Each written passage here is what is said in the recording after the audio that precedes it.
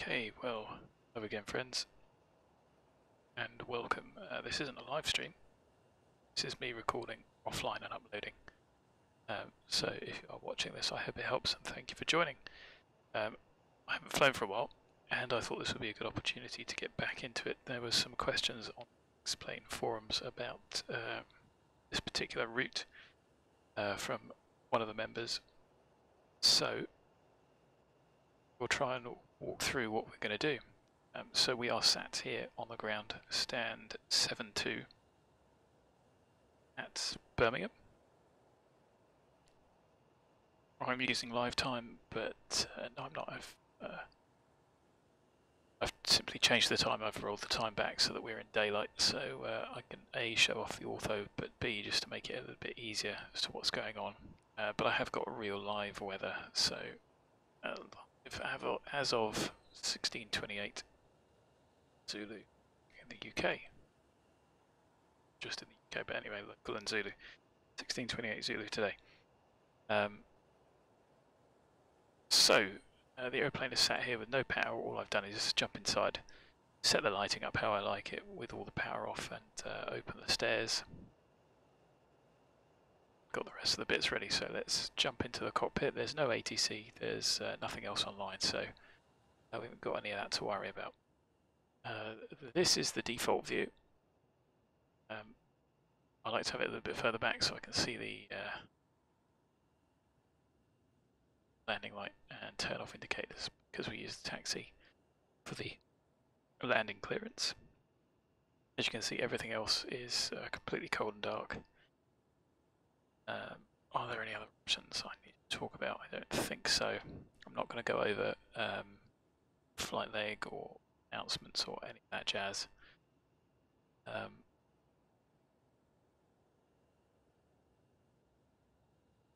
I don't think there's features to talk about. So all I'm going to do is run through an abbreviated start, not the full start, just as always to get the aeroplane running. So first thing, battery on.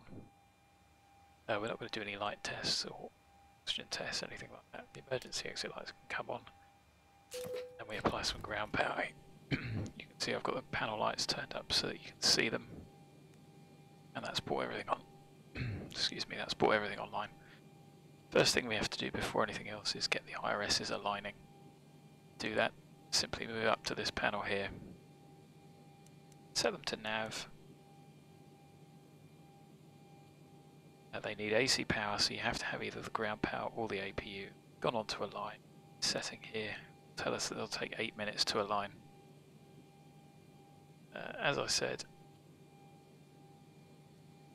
you need ground power. I've done nothing, that's come on automatically because I'm on a stand. Did need ground power, simply connect the GPU here, you'd be up and running. We have got chocks. The parking brake is on by default. Of course it wouldn't be in reality, so you'd have to pop that on. Recycle it if you wish, but it's not going to make any difference in the sim. 10:24, so time's running a little bit slower than reality, but it doesn't particularly matter. And then it's a case of learning the flow. So you should see the low pressure lights here. The yaw damper will only be able to be turned on, extinguish when the IRSs are aligning. Navigation displays all set to nav all set to normal displays, normal source auto. You only need to switch those around, non-normal stuff. Fuel temperature, just for information really. Crossfeed valve, you can check that. You can open it, it should go bright, dim, close it, bright and off. Fuel, if there's nothing in the center, leave those off. And if you are filling the center, it's less than it's about a ton as well. Leave the AC pumps off. Ideally you want one of those running for the APU. You could also put them on now, but it just saves wear on the pump. So for the sim, simply go down here and you can turn all of these on. The APU will start without any of those on. AC fuel pump reduces wear on. DC fuel pump on the. Moving down, you can check that the lights are all off. in reality you want to make sure that the position is set to steady, which I'd already done before apply AC power to the airplane.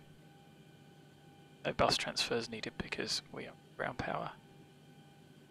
Drive disconnects, you don't need to change any of those should all be set. Cabin util and IFE should be on. This is just effectively a multimeter, you don't need to switch any of these to give you any information. Ground power will tell you what you're getting from the ground, but it doesn't control anything, so you don't need to do anything with those, or people like to fiddle with them. In reality, most of the crews just leave them well alone if the ground power isn't good up. Circuit breakers are behind over here, and they are modelled, so you can turn those up. At night you'd see them light up. Not a huge amount of difference there. See the dome lights? Those work, you need HDR on. So that's effectively set how you like it. Equipment cooling set to normal. Emergency exit lights we've done. Chimes only this side, fasten belts off if you're going to be fueling, which we are.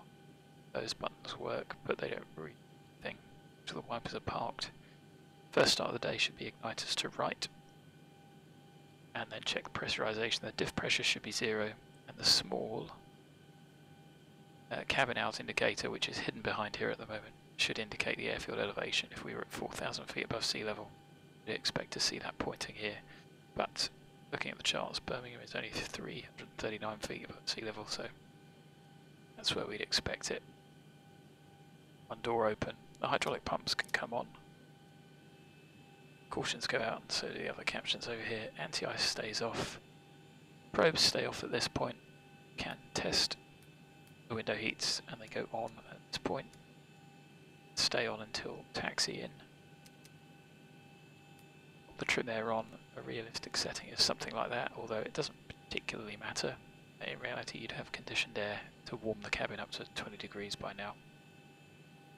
Can put the packs on. That would supply conditioning.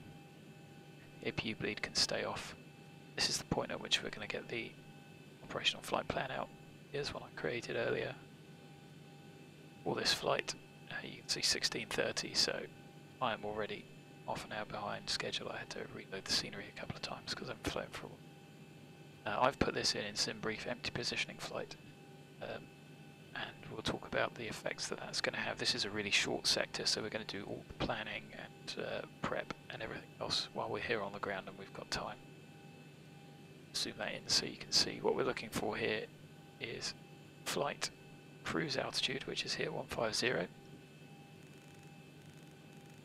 which is actually quite high for such a short sector, and SimBrief isn't taking into account the altitude restrictions on departure, so we'll talk about that when we look at the chart. And here we are going to our destination of Luton with an alternative Gatwick 526, so we'll round that to 550.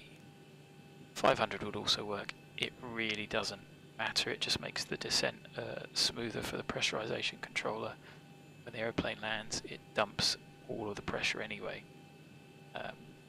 so it's not significant until you start getting to higher altitude levels. So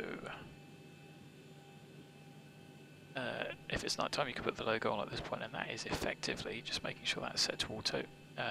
Initial overhead done. It really is as simple as that.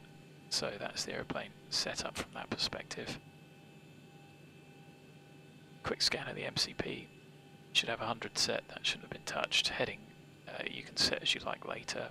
2100 now, setting that to an odd number. It's a useful reminder that you've not been cleared for your departure, so it's a good habit to get into doing that if you fly online. Once you receive your departure clearance, you would set whatever altitude you were given. We'll talk about that in a moment. Moving down, order brake to RTO, disarm and out, and check their hydraulic pressure. We've got flaps up, gear down, 3 green, and there isn't set things as you like, there isn't anything to do there. So the parking brake's on, idle cut off, you can check to make sure the takeoff config warning sounds. You can do that now, because if it's broken you won't know when you go to test it before taxi. Then moving on to page down here, we've got VHF3 now, which is different. 2000 will leave set. Panel lights are on. There's the floodlight here, you can see that works. Flight deck entry is a new feature I haven't played with, and the lock fail is because the door's open. And you could set any of those as you required. That is effectively the initial cockpit setup done. Before we move on to anything else, let's have a look at payload and fuel. So we're going to leave 0 payload. It's an empty positioning flight, but you can put in whatever you want as long as it matches what you put in SimBrief. That is IRS position, so the IRSs are warmed up, and we'll do that in a minute. So we're going to have no payload, an empty weight of 43.1, which it is. That's an estimated, that's the max. So with the fuel that we're going to put on, which is 3.5 tons, we're actually going to defuel.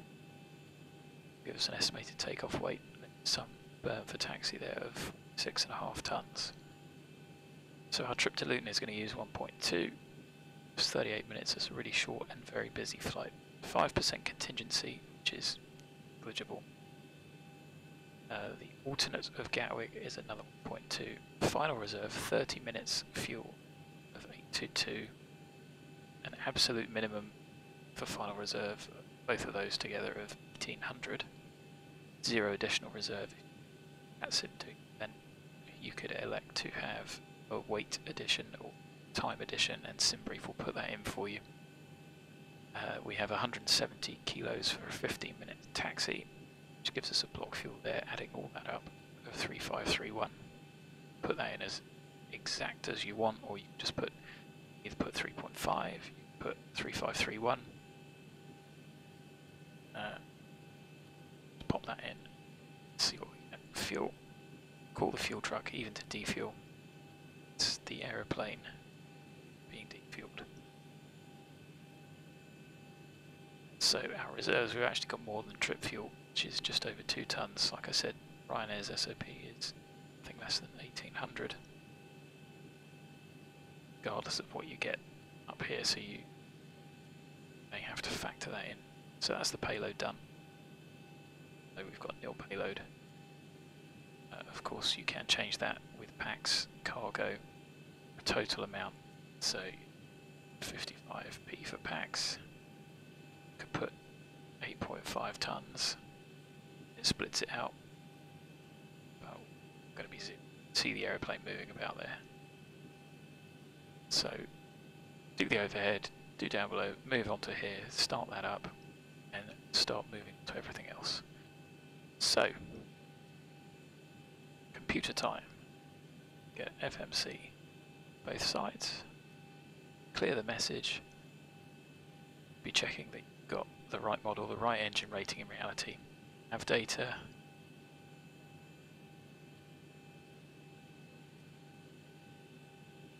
So that is year, month, date it was created. Cycle 2012, valid from November the 5th to December the 2nd, 20.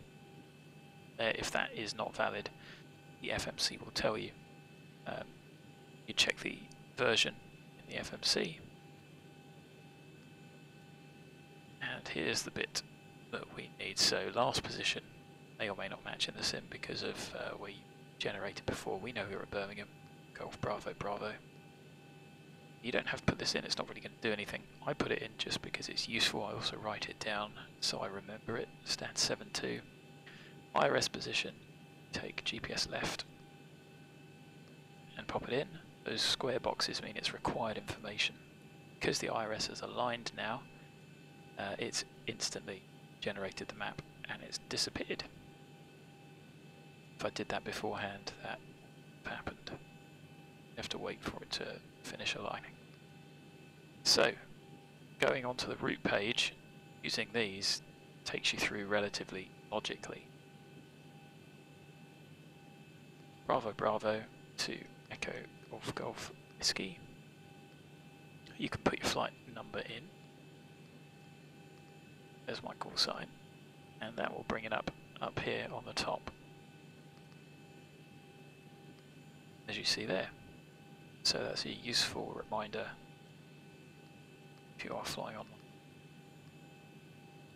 This gives you that there. Company route you can use. I'm not going to use it for this one because our route is so short. So one thing we do need to do is we've done origin, destination, flight number.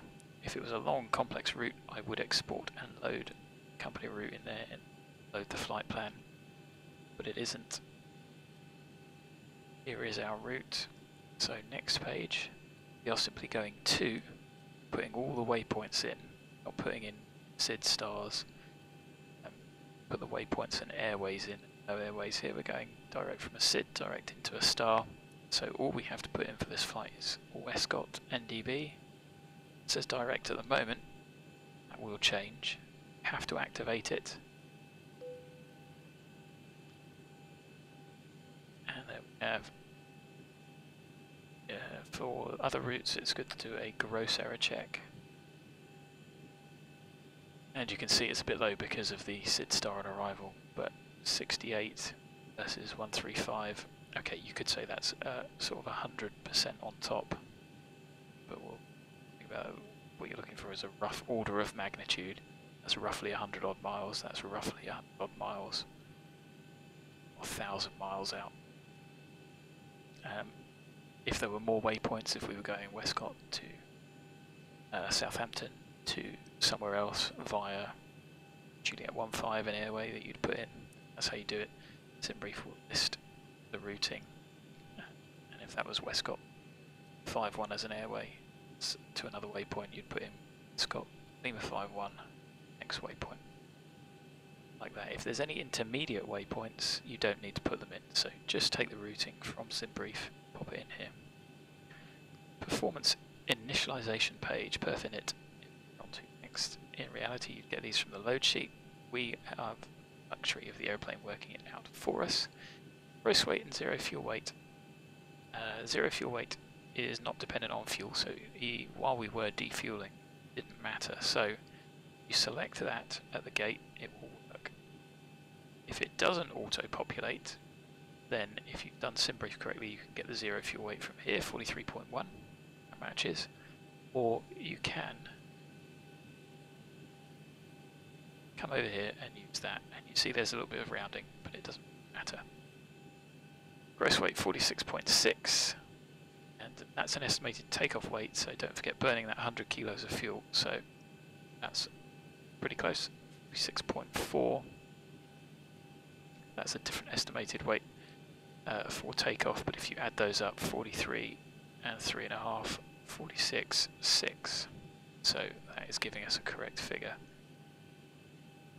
Working down, and if you press that one, it will populate that one as well, but that's one that you definitely know, so you can do that one first, it should be easy. Our planned fuel is this figure here, trip and taxi 1420. You can either put that in,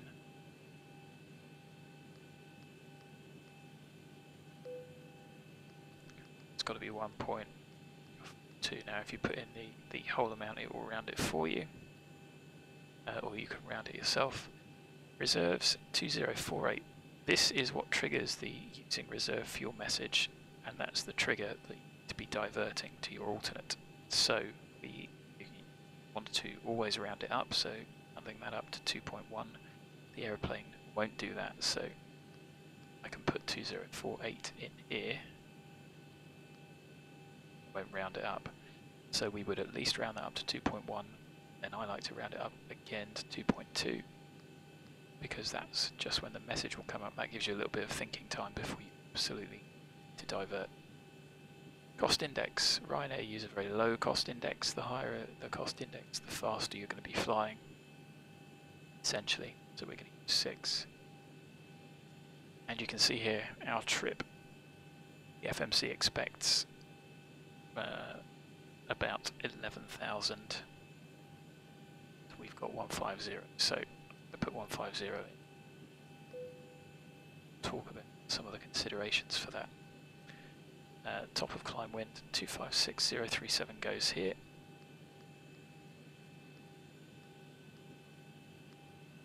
It's a deviation here, -2.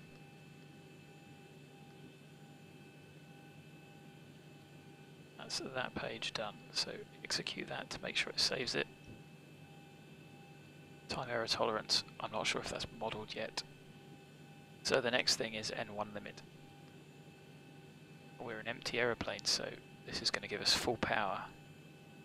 Could leave it like that. If you want to do any of the D rates, you really need a performance takeoff calculator. I have one. Use APsoft, AppSoft, which would you believe it's showing up?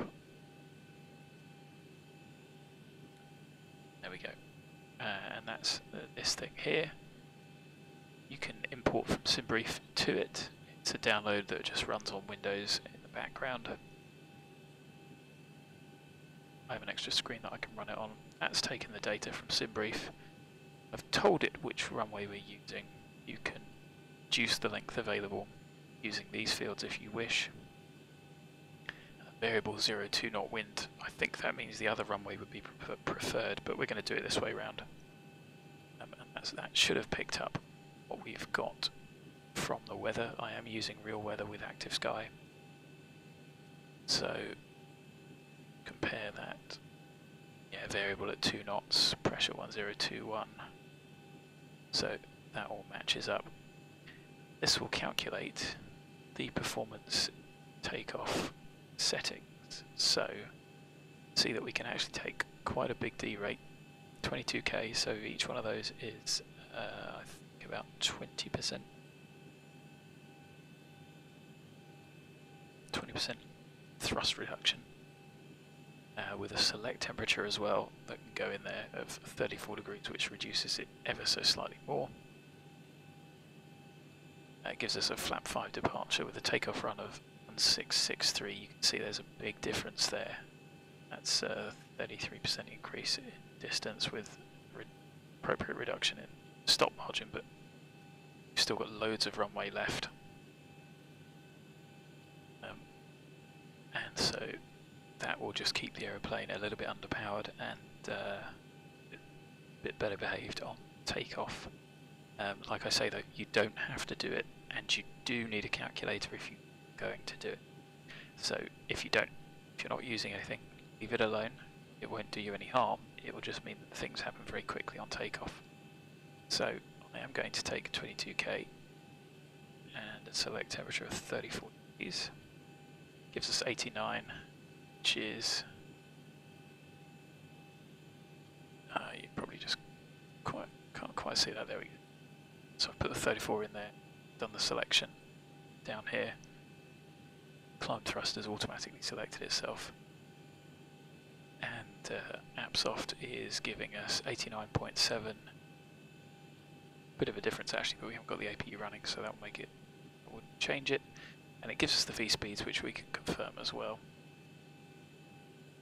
And that's the performance page. Like I say, you can leave that. That's the N1. You can leave that and just do a full power takeoff. As you can see here, it's calculated a flap 5 departure, which is the usual setting. CG should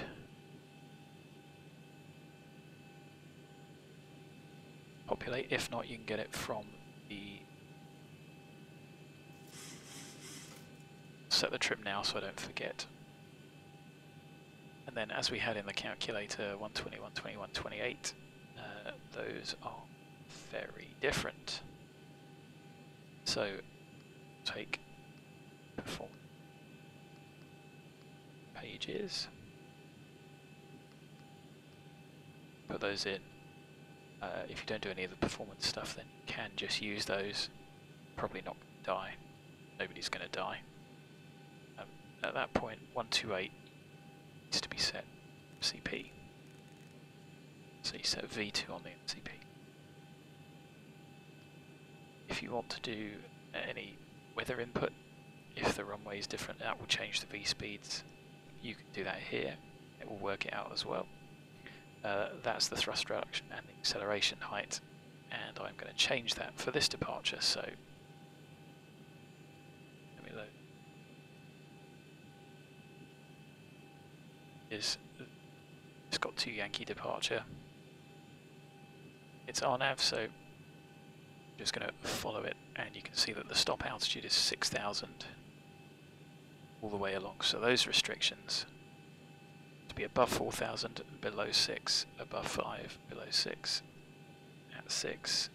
We haven't put it in yet, but because of that, what we don't want to do is accelerate the aeroplane too early, so we'll take 3,000 foot, which is an ADAP 2 departure, and the further reduction to climb 2 at 1,500 can happen as low as 800, and we're very light, so happy that we'll get away with that. So that's that page. You don't have to do that, but that acceleration height, that will be the point at which VNAV bugs the climb speed, barring any restrictions. So takeoff pages are all done. Departure. So I just went back to takeoff ref there, as we were on page 2. You could have pressed previous page. Know that we're going to be going off runway 15. No, it's going to be the one that's got 2 Yankee. And of course, if you're flying online, you'd get that clearance. Using reserve fuel, not unable cruise out, possibly at the moment. But that's because the whole route hasn't populated. And we want to check this versus the chart. So there's a speed restriction 210 till 06, which is there for all of those. There's no restrictions until you get to 13, which is 250 below and above 4,000. Now the reason it doesn't say above 4,000 below 6 is because 6 is the stop. So the next is just above 5, 6 and at 6. So if we were cleared this departure, we would set 6,000. There's nothing else to do for an RNAV departure. We've checked that. Now, because it's a short sector, and because I know this is what we're going to get, we're going to be at Westcott, Laurel to Lima, 5 Alpha, which is there inbound. It's a hold. It's a potential hold. If you were instructed by ATC, max 220, distance hold, and what I'm going to do is, as we go into Luton, I am going to fly a hold.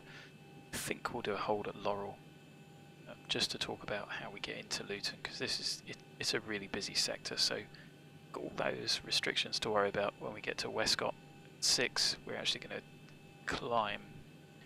What I'm going to do is see how we get on as we depart, and we are going to remove some or well, certainly going to remove these restrictions, see if we can get to our cruise altitude.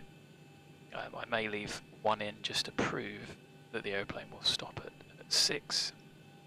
Then we'll show you how to override those restrictions and get the airplane climbing to cruise. So assuming that we're at flight level 150 over Westcott, we're going round. We're not going to go around that hold, but we are going to let the airplane fly all the way around to Laurel. I'll show you how to put a hold in. And then we're going to figure out which runway we're using. Simbrief gave us runway 07 at Luton, which is a pain because you've got to go out, do a procedure turn to come back in, versus 25, which would just be straight in. So we'll hold, get the weather, and then figure out our approach, because it's, like I said, it's really busy. We're going to get there, and then we're straight into the arrivals, straight in, so you've got to program it all now, or hold and program it. So that's given us our departure. We've checked the legs. There's the route back to the takeoff. That's what we want for the departure. So what I can put in is Laurel 5 Alpha.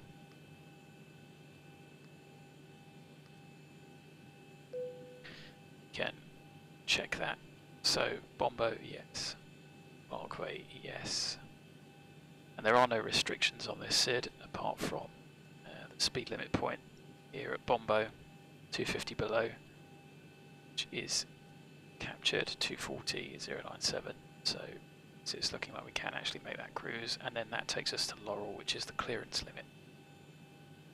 We could put a holding in the air. I'm going to put this hold in. Now this is holding over Laurel. So let's execute that part of the route.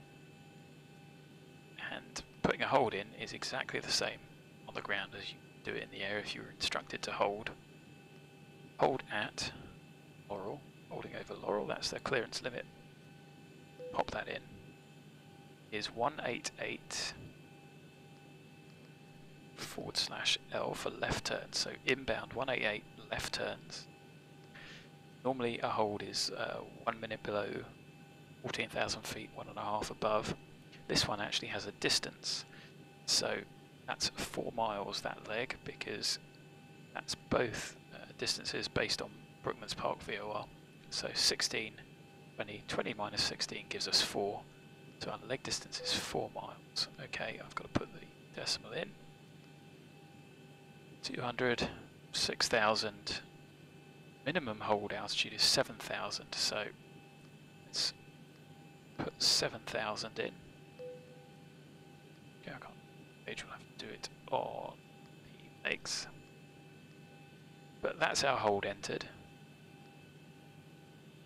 And you can see that there is the hold entered.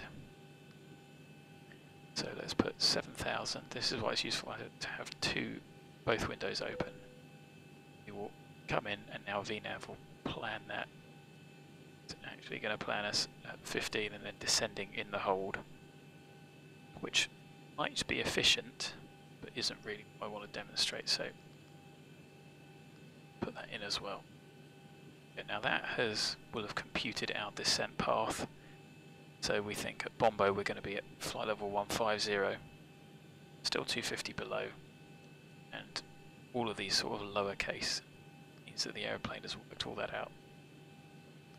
Execute that. Of course you don't have to do this, but I think it'll give us a bit more time in the air just to do a couple of laps there, figure out the approach, talk about the approach, come in.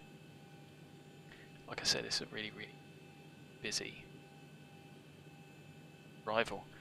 We've got all the nav aids as well, so we haven't got any nav aids to worry about on departure.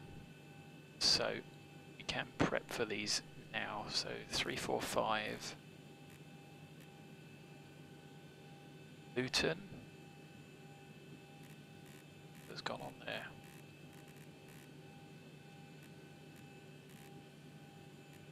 So I think, oh, we've got Westcott as well.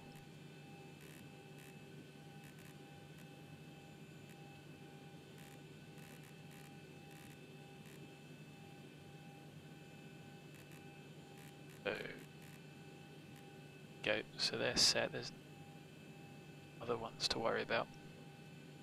We could get, which way round are we going to do this? So we're going to be inbound.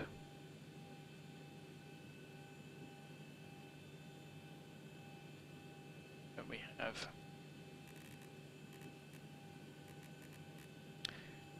it's 2575 set, and we can put the ILS on the available standbys.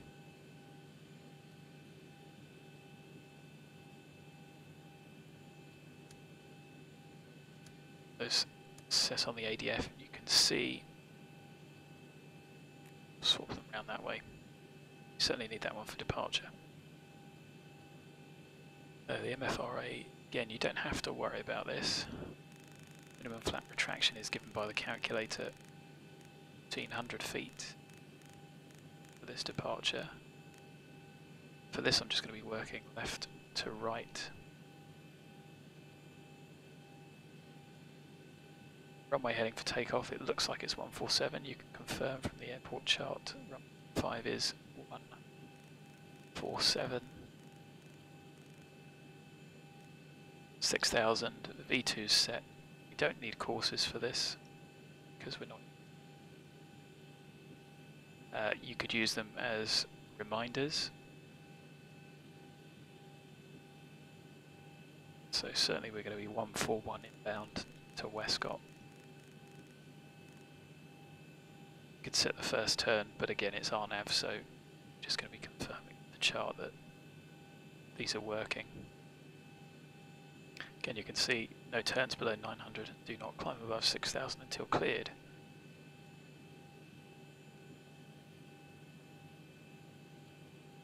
So, it's the departure. Weather-wise, the wind is variable at 2 knots.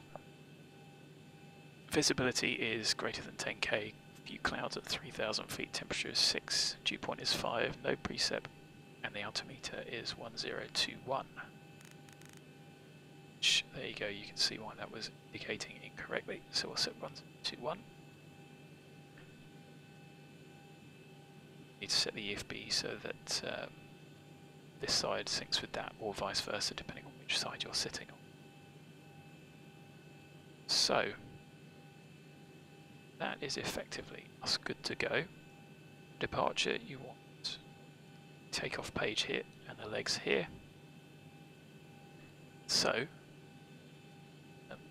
I appreciate I really did rattle through that pretty quickly, but that is the setup effectively done. We just have to pick the approach and the arrival. One thing I haven't done is the descent forecast. Now, the descent forecast winds are really important for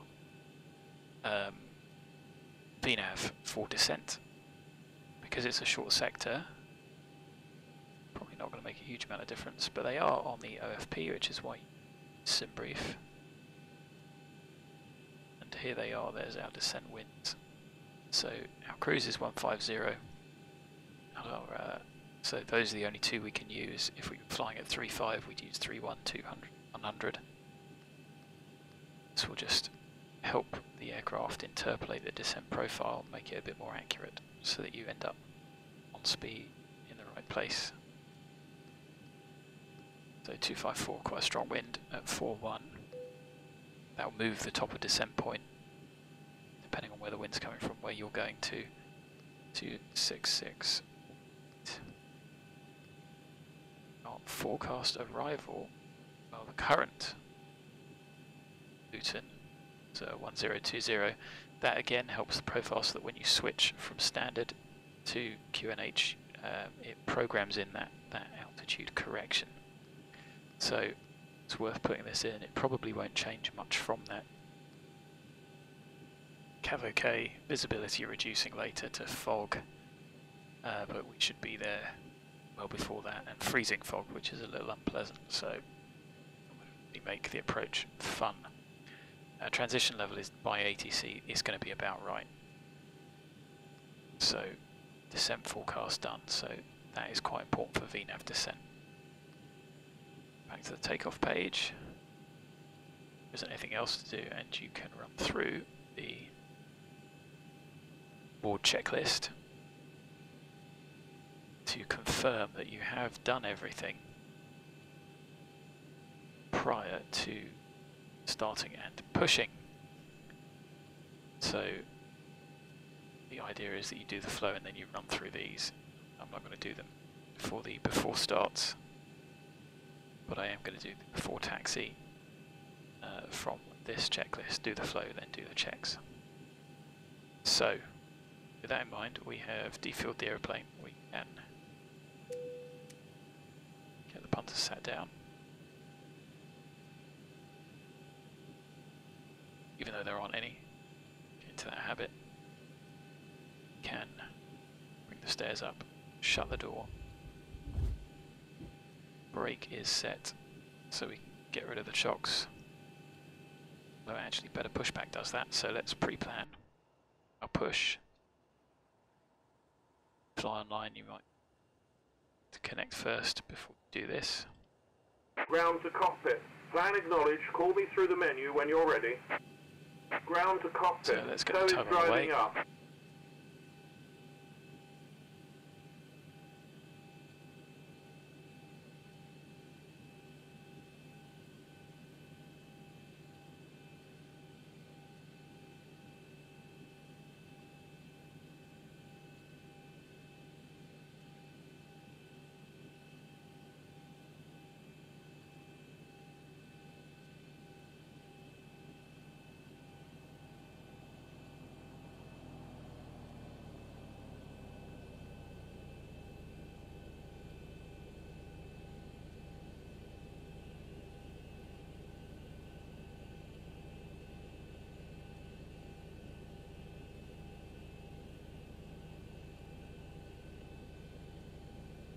Okay, all doors and hatches are closed, ready to connect.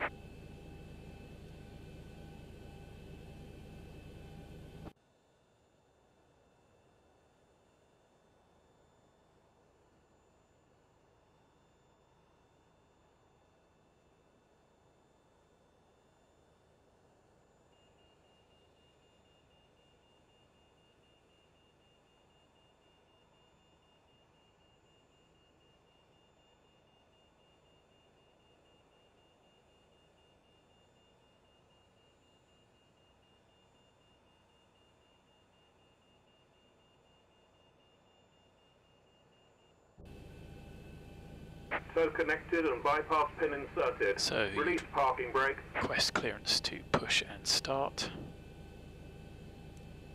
Once you receive that, transponder goes to out off or out on depending on where you are. What you do need to have done is start the APU.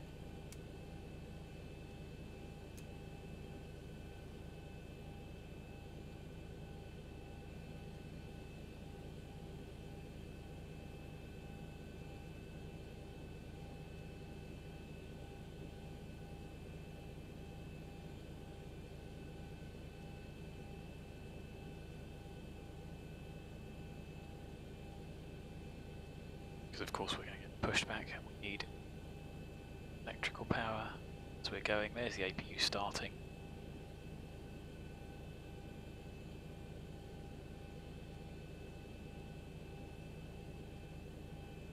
HS2's already built.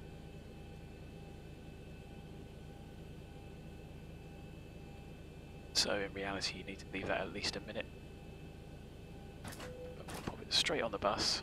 The bleed can come on. Duct pressure rises, start warming the cabin up. So prior to starting engines, collision light on. It's usually the trigger for crew to sit the passengers down, shut the door. I haven't started the flight, so they're not going to do that, so shut the door. Parking brake off. Starting pushback, and you may start engines. Start the timer this side, and go. Engine monitor on the lower DU. To start the engines, it's simply a case of packs off. Start engine. Number 2 goes to ground, the spar valve came on. And you're then watching N2.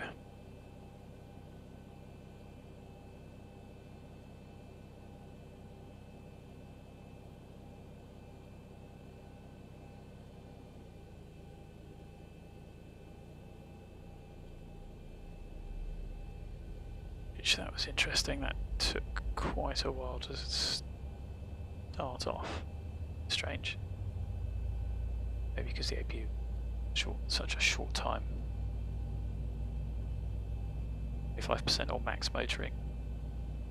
Fuel on, which is here. I've got that mapped to a key, so otherwise it's quite difficult to press.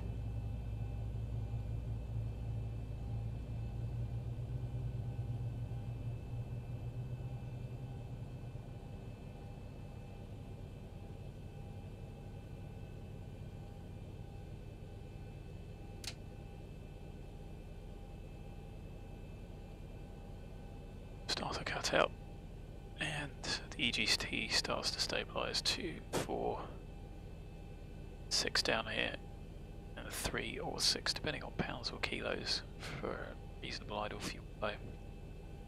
Operation complete. Set parking brake. Brake set. Disconnecting Start tow. Stand by.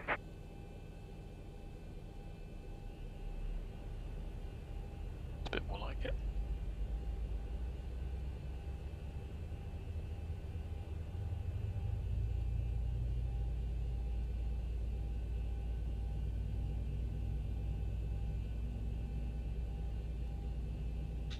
%, fuel on.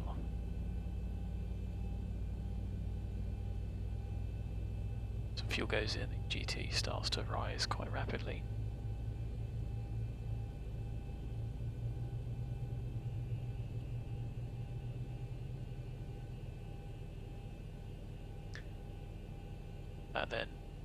speeds up into spool. So is disconnected and bypass pin has been removed. Hand signal on the right. We'll see you next time and have a safe flight. And then as the front fan starts to spin up, it starts to bring the EGT down to stabilise. 2, 4, 6, 3. It has, so we've got 2 stable engines. We'll wait to see pin show us in a moment, and then we'll after start flow.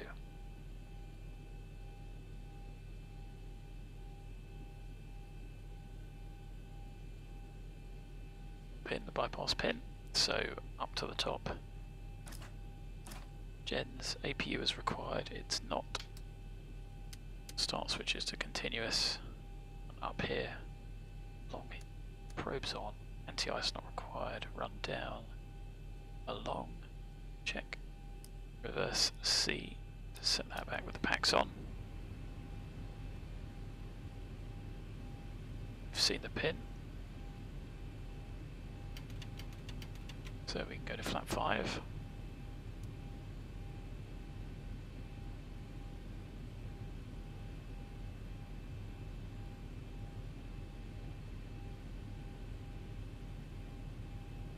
Flap 5 we have the flying controls, full forward, full aft, full left, full right, left rudder, right rudder, length of lower DU, trim 525 set, engine start switches on, calls checked, before start checklist, sorry, the before taxi checklist, which is generators on, no lights, APU blank means as required, not required, start switches continuous, anti-ice not required, probes are on, air conditioning packs auto, bleeds on, insulation valve auto, lap 5 required, 5 set, green light, stab trim 525 required, 525 set, start levers 2, idle detent, flight controls checked, recalls checked, and we're ready to taxi, so we would call up tell Birmingham that we're ready to taxi. They would clear us via, where are we going? Let's have a look on the chart here.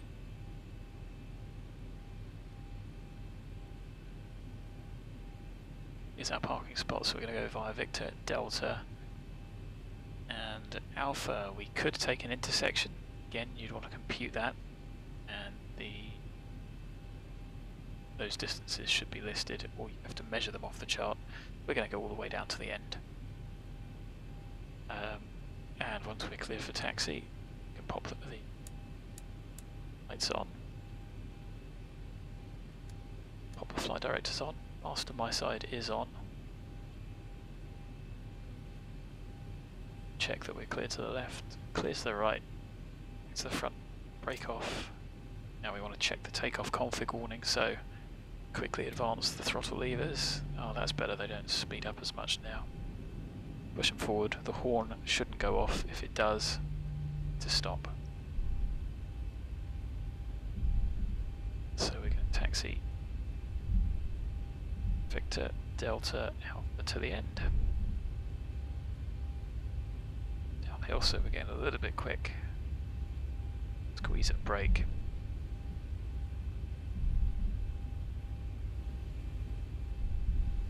Offline, so there isn't going to be anyone coming, but it's still worth checking.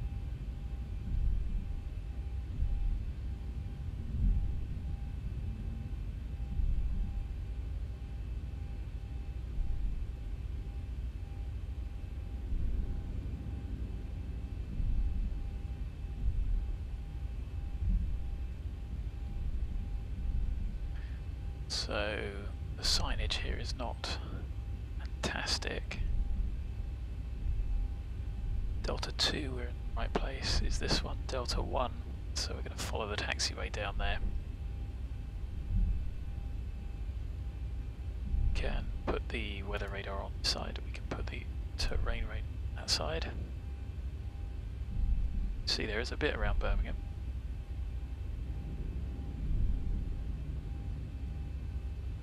It's not this first but sort of the bear right rather than turn right. Depending on set 2. Flight 10.30 for departure.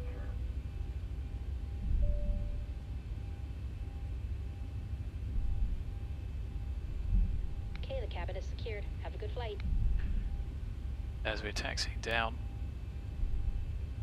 you can throttle for takeoff. We're not going to use VNAV for departure, but we are going to LNAV, which is armed here.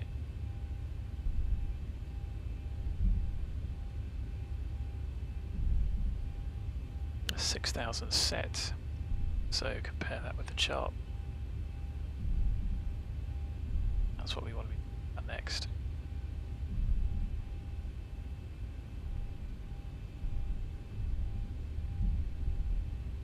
Check V2 matches, trim matches, and again flaps match. And because we're not online, just going to go straight down to the end, line up and take off. Could be cleared. We could actually be cleared here if it was really quiet at Birmingham. Could be handed to tower and tower clear us for departure. So we're going to assume that we have been cleared. Transponder TARA. Landing lights on. Strobes on. It's checked. We're good to go.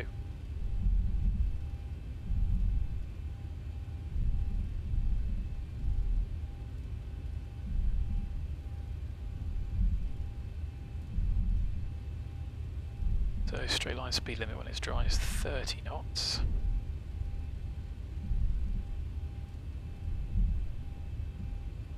Turns greater than 90 degrees, 10 knots.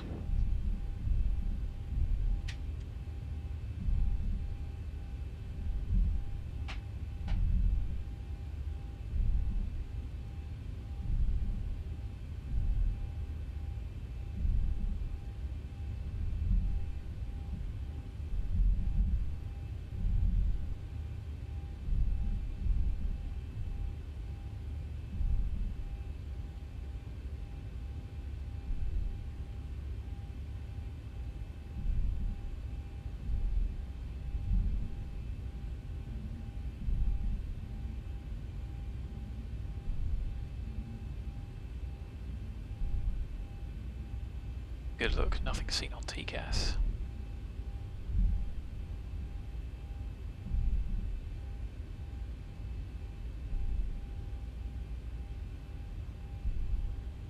Approaching 1-5. It's XRAS, which is an add-on file to get it to come up on here, but it's quite good. Adds a bit of immersion.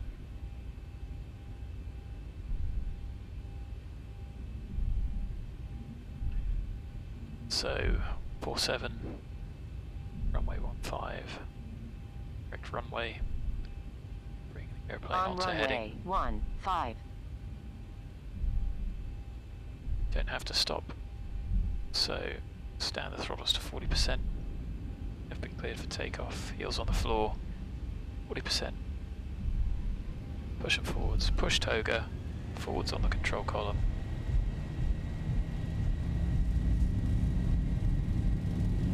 Keep the airplane straight with the rudder as much as you need. 80 knots. 80 knots, neutralise the control column. V1. Rotate. Hands off the throttle and then rotate. Positive rate. Gear up. Onto the flight directors. 400. LNAV is the roll mode. And there we go, there's the airplane. 4,000. Deselling. Let's get Command A in.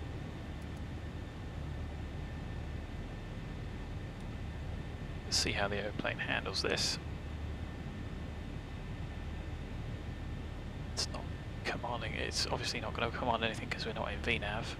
So once we're above the acceleration height, we're going to manually go to the up speed. That's called bugging up. There's the aeroplane accelerating, flap 1.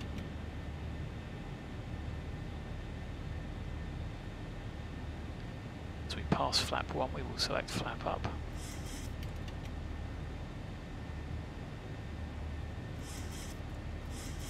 And remember the restriction was 210, we're very light though, so we're not going to bust that. So the flaps are up, go VNAV, there you go, you can see 210 on the restriction. Let's see what VNAV does.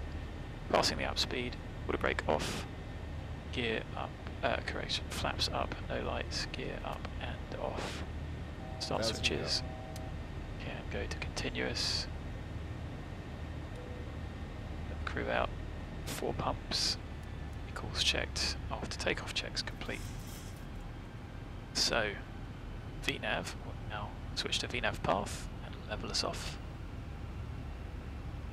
Transition altitude is 6,000, hence why that is now nagging us.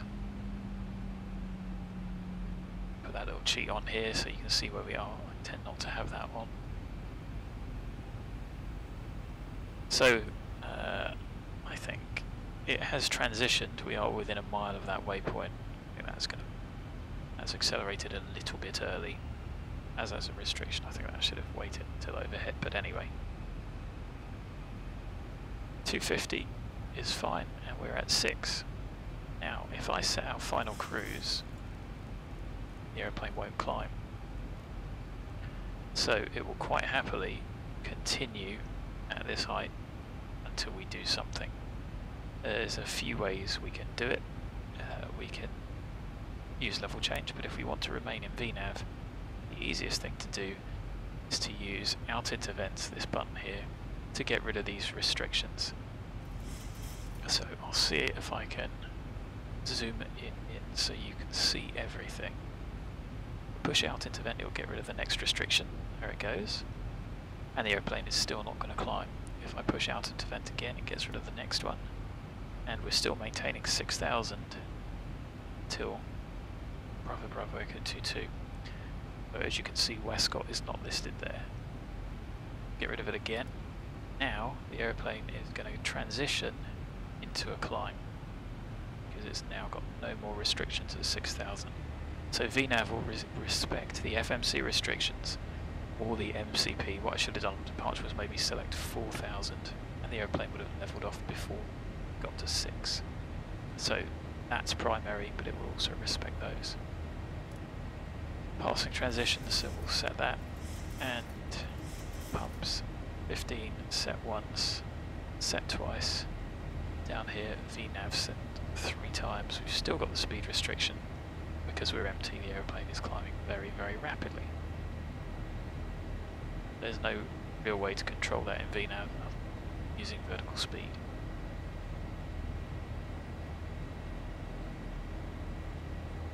See, it's a bit bumpy to be honest. There's Ortho 4XB looking nice. Passing 10,000. Switch all the lights off.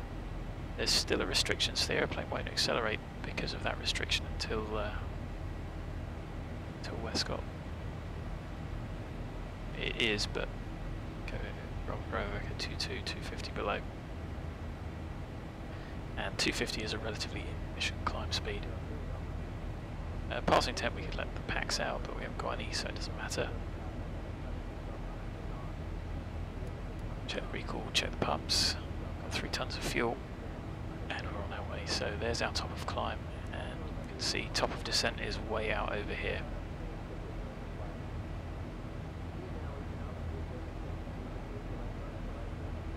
So the aeroplane would accelerate to 278 if we remove this restriction. Can't quite do from here. 1,000 to go. Give them free speed, for instance. See, there it goes, bugging the higher speed.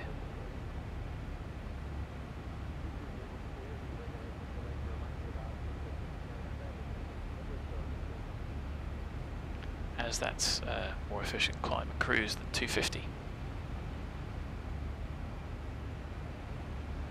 Climb has now disappeared. We are in cruise, which is indicated up here as well. Okay, start going off the chart. So we are coming towards Westcott. We're going to follow this all the way around. We're going to get round here. Speed restriction there that the aeroplane will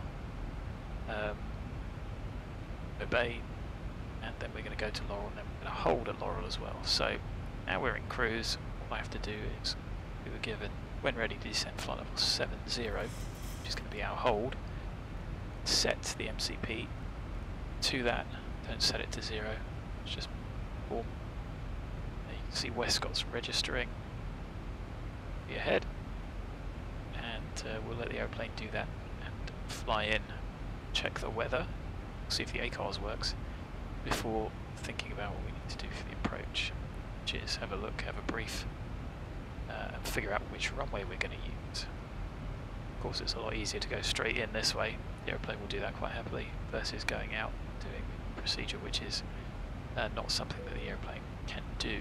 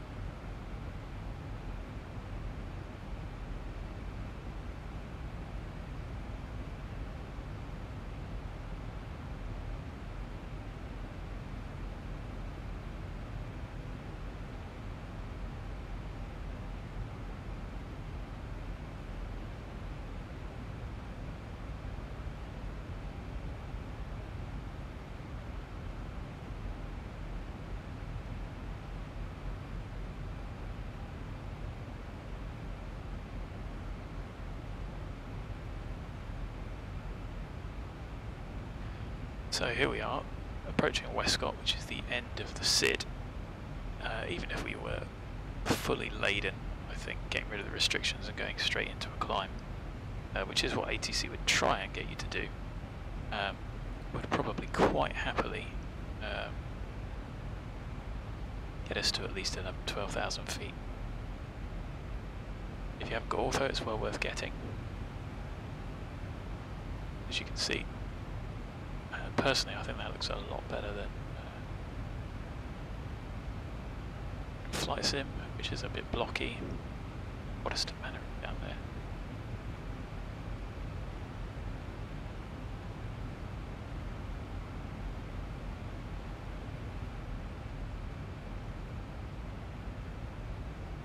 And you can see that our hold has been programmed in, so you can see it there, the initial turn in and hold itself.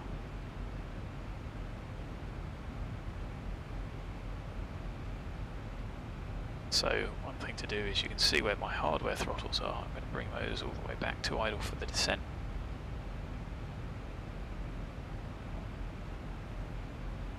One thing I didn't do was start my clock as we took off.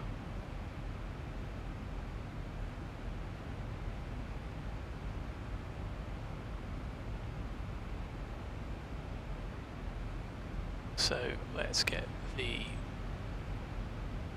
weather for Luton. Should pick it up from active sky for me.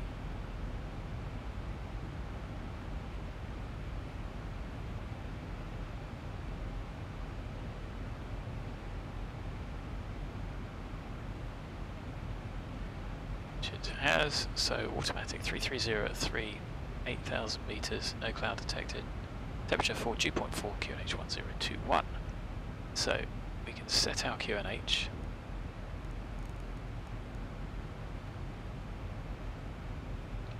reset there. And we can think with 330 at 3, it's pretty much across both, I think. Let's get the import chart up.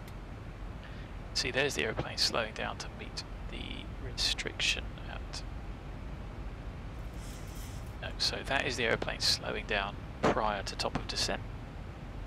And 255 is the top of descent speed, is the idle descent speed for cost index 6. It will be higher for higher cost indexes, so that's the aeroplane slowing from cruise to descent speed, and then it should be a decel point for Bombo. 250 below is in there. It may bug 250, which might be a little bit close for comfort. If you're not happy with that, you can use speed intervent to then manually control whilst remaining in VNAV.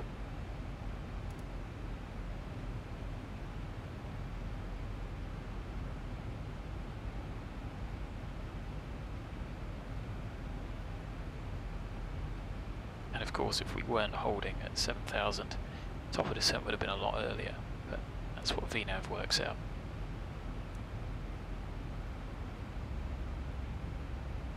So let's have, get rid of these charts.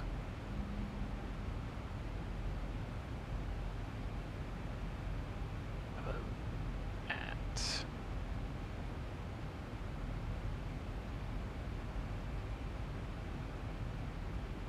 the airport briefings.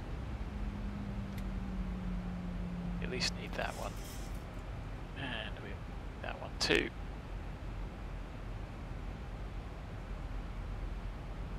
So 255, 90 degrees off that is 345, so it's ever so slightly a headwind for runway 25.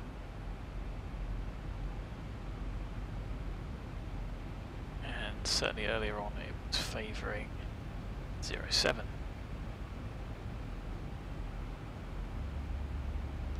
And 07 is a little bit, that's pretty much the same for all of them. The heights are slightly different. These are the minimum heights for those legs, which I think I've talked about before. Final approach, initial 07. Yeah, there we go. So that course reversal the aeroplane wouldn't do. So that's why this is a really difficult leg to fly. It's really short, it's really busy. And if you ended up on 07 trying to fly that, the aeroplane won't do that for you. You've got to do that course reversal yourself. So let's just make sure I'm not making it up. Just write down the weather, because we need that for the performance calcs, which we'll do in the hold.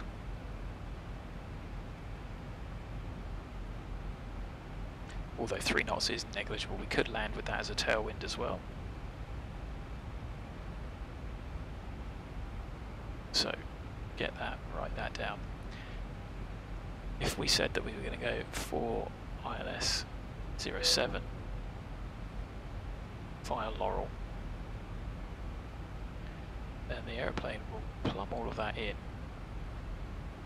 And I'm going to execute that. Don't forget, we are going to hold, so it doesn't matter if I've executed that. But what I do want to do is put the plan in just to show. See, the aeroplane's descended and is maintaining the speed limit of 250. Interestingly, that's a little bit late, and you see it will go for path over speed. So I've applied some speed brake here, and I think what we're going to have to do is intervene. So VNAV is never perfect. I have to say I'm not quite sure why it has done that. Especially seeing as we appear to now be back on path anyway. There was nothing, I wasn't stopping VNAV from doing anything now.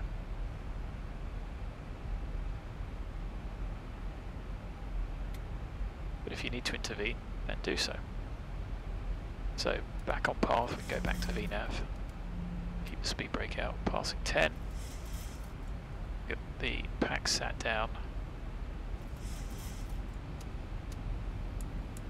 Get the lights open. Get to the lights on.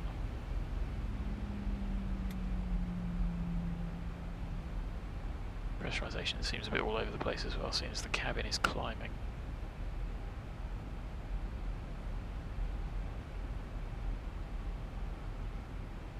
Anyway, we know we're going into the hold, so it's not the end of the world. And if we go onto the legs page with the plan, let's step through this, see what we can see. So, okay, maybe it will fly that procedure turn. I didn't think it would.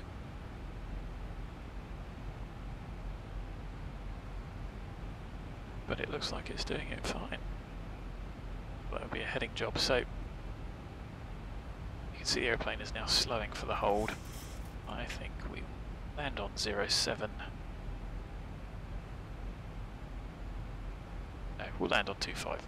I just was interested to see if it would do that. So let's say we had planned on the ground for 07, and then we get there and we find that the wind has changed, then we'd have to replan. Of course it's going to be very busy to try and do that in the time that's available, so we're going to get the chart up. Get rid of that one. 1,000 to go. We're at Laurel, we're just about to enter the hold. Over wherever this is. You can see with the auto it looks quite nice. Ex-Europe as well. Power lines, everything else. I think that's power lines. Is.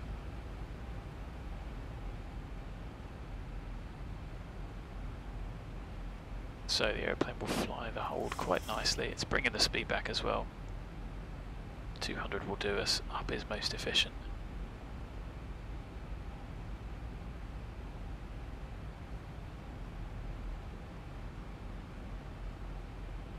So we don't need this chart anymore.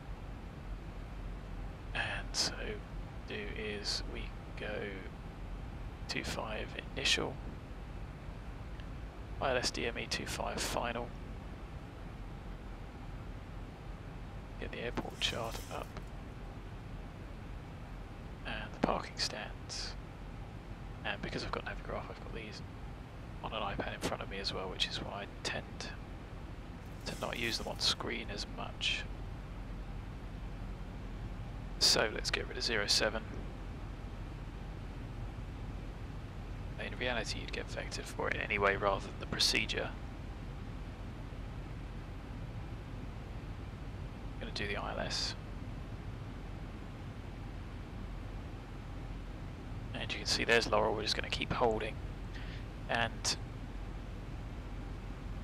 for the initial approach there, you can see that there's that note number 3, 188, 4.2 miles, 3,000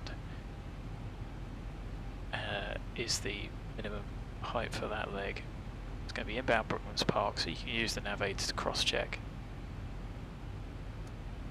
Brooklands Park this side, yes we did. And we need the ILS for nav 1. See, we are at 7,000 and holding. The airplane will go into the hold now. You don't need it set both sides, although that is SOP. So you're actually going to be 008, which is 188. So insert that here. Which will take us inbound and onto the approach. The missed approach is no nav aids, it's just straight ahead. Get given vectors. So that's fine. 255, we'll put 109.15.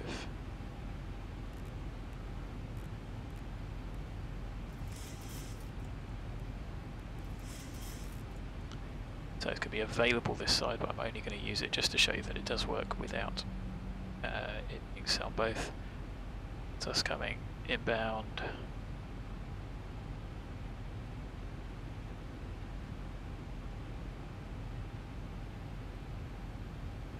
And now we just need to replan. So we can take away that runway, put that one in. Oral. And you can see there's now a route discontinuity. D008 Sierra. Sierra is the 18th at 19 miles. That's 12. 16.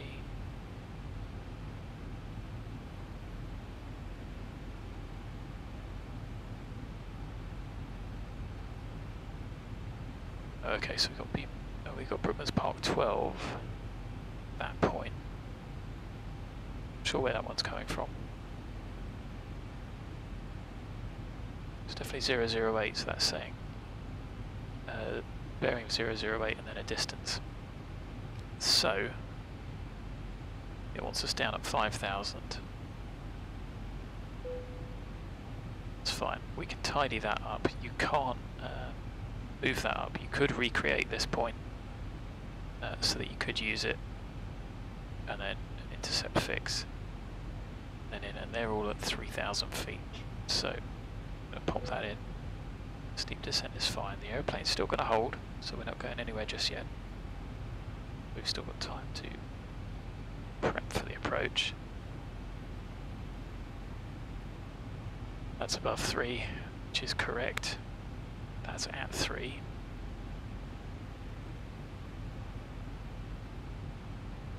And the profile view gives us 3 until FF25, which is correct, so that's got time to slow us down and everything else. Progress page is useful for giving us our gross weights, which we need for landing. So it thinks we're going to be landing with 2.2, which is 0.3 off what we've got now, which means 45.2, which we can put into the calculator. Force landing takeoff doesn't work. Runway 25, wind was 330.3, and this is why we got the wind earlier. Temperature 4.1021. Probably will be flat 40, so we'll see how we get with that. We think we're going to be, there we go, 45.2.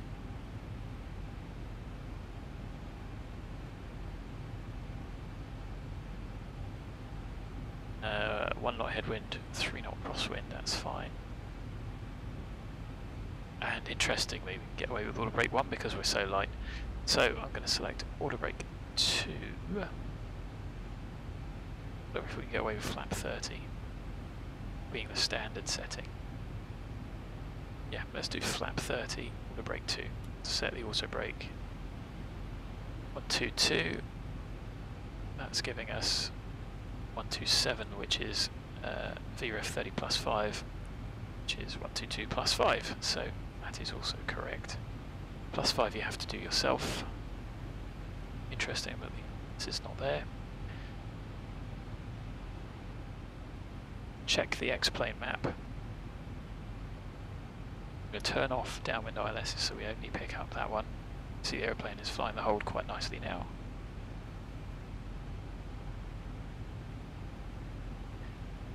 So, don't really want to land long, but we know we've got lots of braking available. India Lima Juliet 255. Be expecting that. There it is. And we really want to be down at 3,000 feet, so we'll start descending in a moment. Auto brake set. VREF set. And we just need to look at the minima, so it's going to be a Cat 1 ILS 708.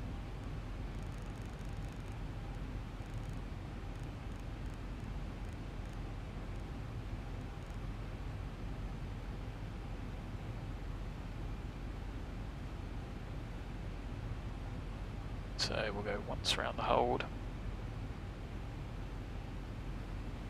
Do therefore exit.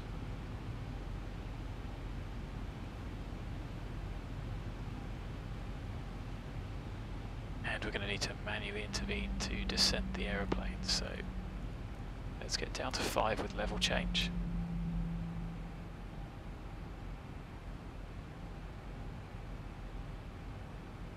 Zero, 2, 1.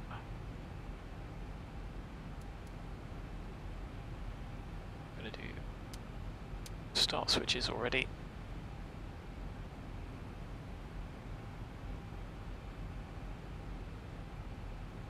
If pressure's dropped, so the aeroplane hasn't really handled that descent particularly well.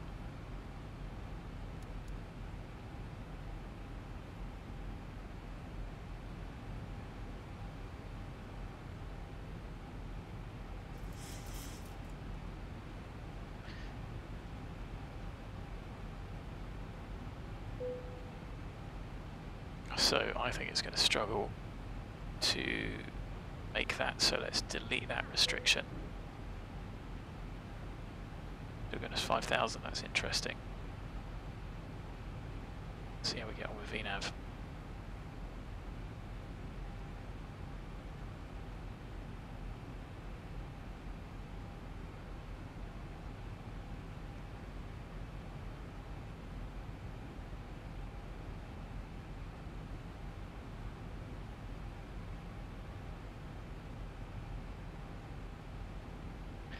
As you can see, we're on glide, so you could argue we could self-vector ourselves. ATC would probably vector you straight out of the hold and bring you in. 1,000 to go.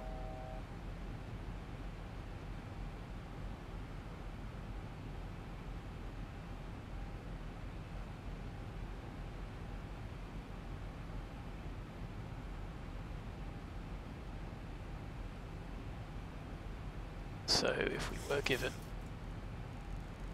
let's say, direct Laurel, we could do, let me do that.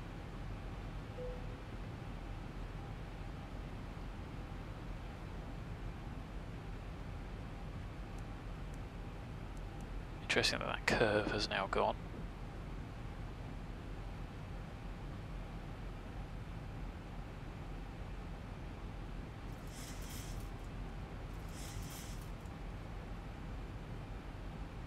To go. Can continue down to 3. One thing I didn't do was fix rings. So it's VMC 4 miles. 10-mile fixed ring. Definitely going to be useful for our landing gate.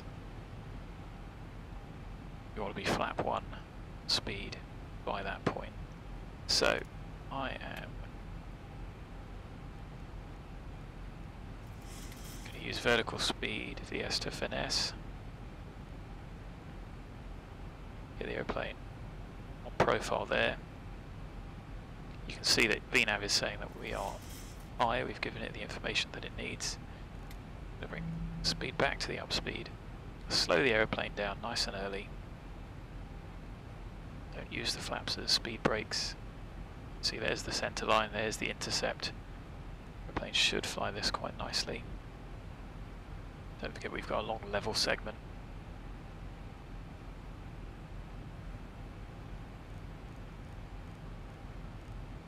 Use heading to match in case you are given a heading.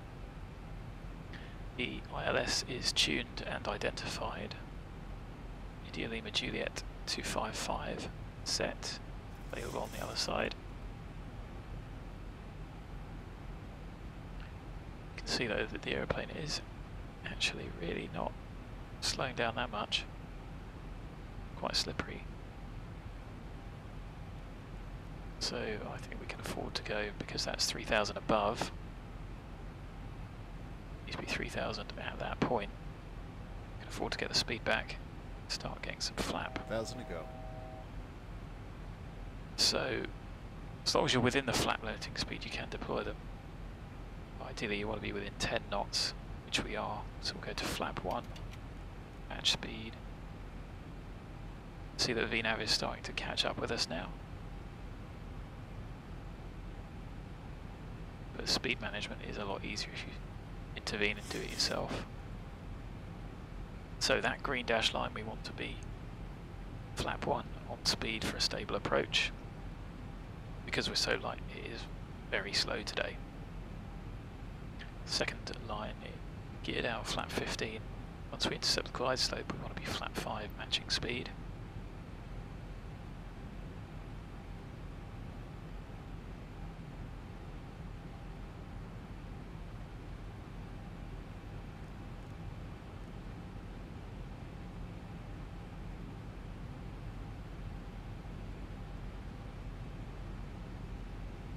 So, 12 DME.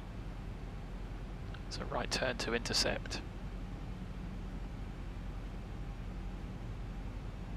So imagine we're clear for the localizer. I'm going to push that.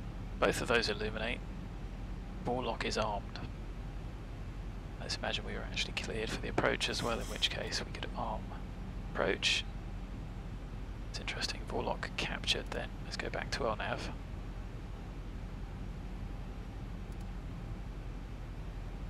Interesting that it did that. It hasn't captured quite yet. It has now. Not sure if that single channel's a little bit early. The missed approach is 3, so we're going to leave that set. Glide slope is just about starting to come in.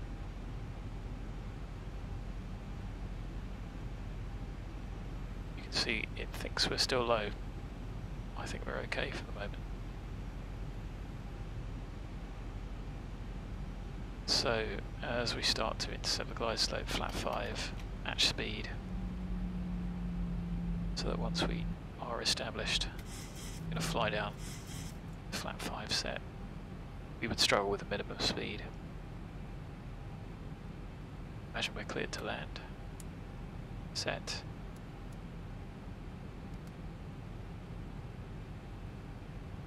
Now the aeroplane hasn't captured, so hold, out acquire. So capture, there we go. Now the aeroplane will bust right through that, which is fine.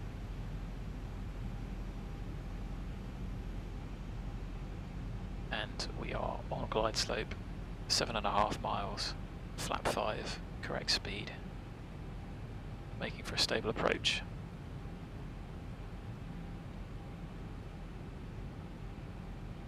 A little bit stuttery, but I could have just been imagining it.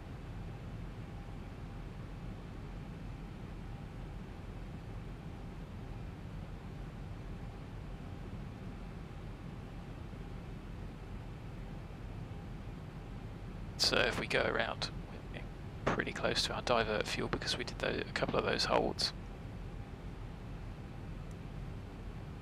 You can do that to get an idea of your vertical path.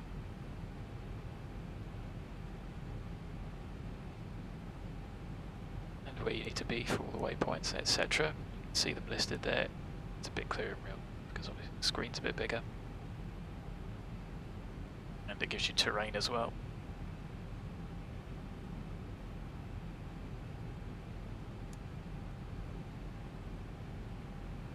So as we approach 4 miles, gear down, doing it a little bit early. Flap 15, match speed. Landing checklist to flap speed brake armed, auto brake 2. Gear down, 3 green, start switch is continuous. Cabin should be secure. Holding on the landing flap, cleared to land. Course checked. We only need to be stable by 500 above the field. But here's our first gate at 1,000. And remember, it's only flap 30, somewhat unusual for Luton.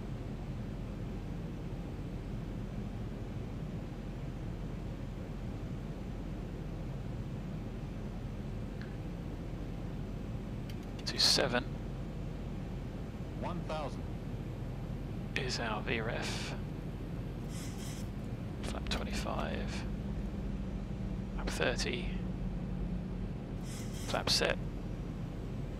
And again, we only need to be stable at 500 VMC. Approaching 26. You can see the terrain around here is very interesting, especially doing an ILS coming the other way.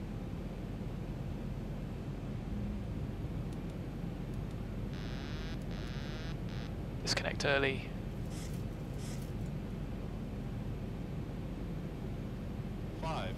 Continue.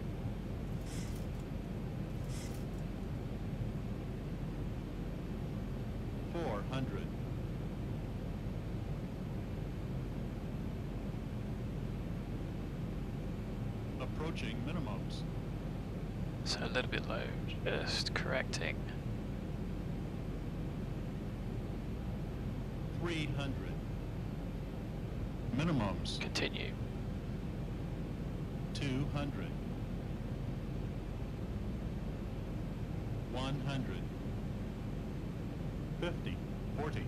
30. 20. 10. Fly the airplane on.